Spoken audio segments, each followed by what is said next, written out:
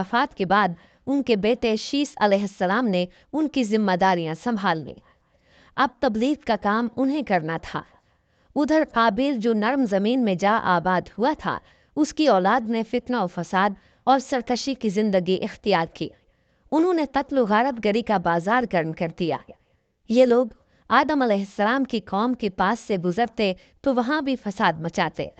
इब्ने अब्बास रज़ी अल्लाहु अन्हुमा सूरतुल अहज़ाब आयत 33 की तफसीर करते हुए फरमाते हैं, पुराने ज़माने की जाहिलियत की तरह अपने बनाव का इजहार ना किया करो। उस वक्त दो नस्लें आबाद थीं, एक पहाड़ पर और दूसरी नरम ज़मीन पर। पहाड़ों के मर्द खुश शक्ल थे, औरतें स्याह फाम थीं, जबकि ज़मीन वालों की औरतें खूबसूरत थीं और मर्दों के रंग सांवले थे। अब इब्लीस ने अपना काम शुरू किया। वो इंसानी शक्ल में नरम ज़मीन वालों के पास आया और एक शख्स का गुलाम बनकर रहने लगा। फिर उसने बांसुरी शक्ल की एक चीज़ ईजाद की और उसको बजाने लगा। लोग उस आवाज़ पर लट्टू हो गए, उसके गिर्द भीड़ लगाकर सुनने लगे। फिर एक दिन मेले का मुकर्रर हो गया, उसमें हज़ार मर्द और औरतें जमा होने लगे। इत्तेफाक से वहाँ एक दिन एक पहाड़ी आदमी भी आ गया। उसने मैदानी औरतों के हुस्न जमाल को देखा। उसने अपने कबीले वालों से उनके हुस्न जमाल का जिक्र किया। अब वहाँ के लोग कसरत से मैदानी इलाके में आने लगे। इस तरह आहिस्ता आहिस्ता मर्दों और औरतों में इख्तिलात बढ़ा। बदकारी और जिनाकारी आम हुई, जबकि ये सब काम शीस अलैहिस्सलाम की शरीयत में हराम थे। ये सब बयान करने के बाद इब्ने अब्बास रज़ी अल्लाहु अन्हुमा कहते हैं, अल्लाह ताला के कौल वला तबग़ू तबग़ूदल जाहिलिय्यतिल ऊला की यही तफसीर है और कदीम जाहिलियत से यही मुराद है, क्योंकि उन लोगों ने ज़मीन में एक अजीम फसाद और इंतशार बर्पा कर रखा था।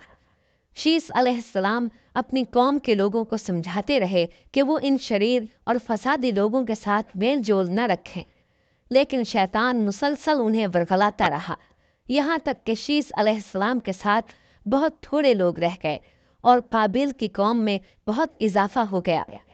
लोग यूं ही ज़िंदगी बसर करते रहे, यहाँ तक कि अल्लाह ताला ने उनमें इदरीस अलैहिस्सलाम को मबूस फरमाया। इस बार हम आपके लिए पेश कर रहे हैं क़िससुल अंबिया। इंसान की फितरत में कहानी या किस्सस से दिलचस्पी रोज़े अव्वल ही से पाई जाती है। किस्सस का लफ्ज़ आम तौर पर कहानी या दास्तान के लिए इस्तेमाल होता है, लेकिन कुरान मजीद में अंबिया के जो किस्से बयान किए गए हैं, उनकी गरज व गायत कुछ और ही है। अल्लाह ताला ने इंसानियत का आगाज़ फरमाते ही अंबिया का सिलसिला शुरू फरमाया। अंबिया और रसूल पै दर पै आते रहे।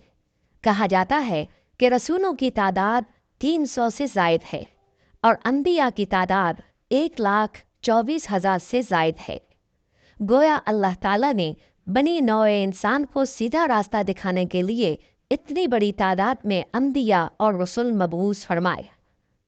कुरान करीम के बयान करदा किस्सस हकीकत पर मबनी है, इसलिए दूसरे तमाम किस्सस और वाक़यात से इम्तियाजी हैसियत रखते हैं। इनका ताल्लुक ख्यालात और जहनों से घड़ी हुई बातों से नहीं, बल्कि वो ज़मीन पर वाक़े हो चुके इंसानों ने अपनी ज़िंदगी के मुख्तलिफ अदवार में उनका मुशाहदा किया, और फिर ये वाक़यात इस लिहाज से भी मुनफरिद हैं कि इबरत का बाइस हैं। कुरान करीम के ये किस्सस लुत्फ़अंदोज़ होने के लिए हरगिज़ नहीं सुनाए गए, बल्कि इनसे तो बनी नौ इंसान को सीधा रास्ता दिखाना मकसूद है। ये मकसद था कि इंसानियत इबरत पकड़े, रोज़े जज़ा के बारे में आंखें खोल ले, इन वाक़यात को सुनकर और पढ़कर अपना रास्ता मुंतखब कर ले। गुज़श्ता अंबिया की उम्मतें जो भयानक जराइम करती रही हैं, उनसे अपना दामन बचा ले। इसीलिए अंबिया के हालात से वाक़िफ़ियत अज़हद ज़रूरी है। जब तक हम अंबिया के वाक़यात से रूशनास नहीं हो जाते, उस वक्त तक कुरान मजीद तक मुकम्मल रसाई हासिल नहीं कर सकते। कितनी बार सैयदना आदम अलैहिस्सलाम का किस्सा बयान हुआ, कितनी मर्तबा नूह अलैहिस्सलाम का तज़किरा हुआ। इसी तरह मूसा अलैहिस्सलाम और बनी इसराइल का जिक्र आया, फ़िरौन का वाक़या बयान हुआ, मूसा अलैहिस्सलाम और फ़िरौन का जिक्र तो करीब करीब 70 मकामात पर आया है और मुसलसल किस्सा बयान होता रहता है।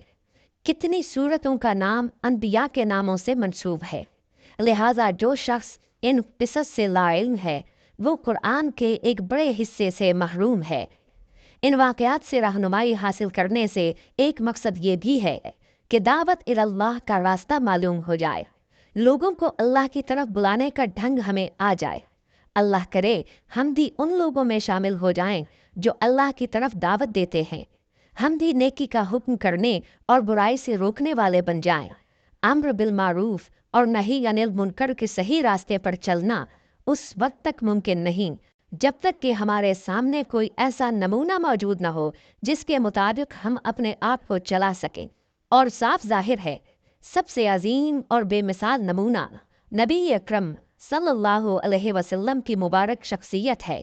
जैसा कि अल्लाह ताला फरमाते हैं, यकीनन तुम्हारे लिए रसूलुल्लाह की ज़िंदगी बेहतरीन नमूना है। रसूल अकरम सल्लल्लाहु अलैहि वसल्लम के बाद सबसे नुमाया मिसाल और नमूना बाकी तमाम अम्बियाए किराम हैं। फिर सहाबाए किराम और सालेह लोग भी नमूना हैं। अम्बियाए किराम के वाक़यात कुरान करीम के ज़रिए हम तक पहुँचे हैं। इसी तरह नबी करीम सल्लल्लाहु अलैहि वसल्लम की सीरत मुबारका और आपकी अहादीस मुबारका से भी हमें उनके हालात और वाक़यात मालूम हुए।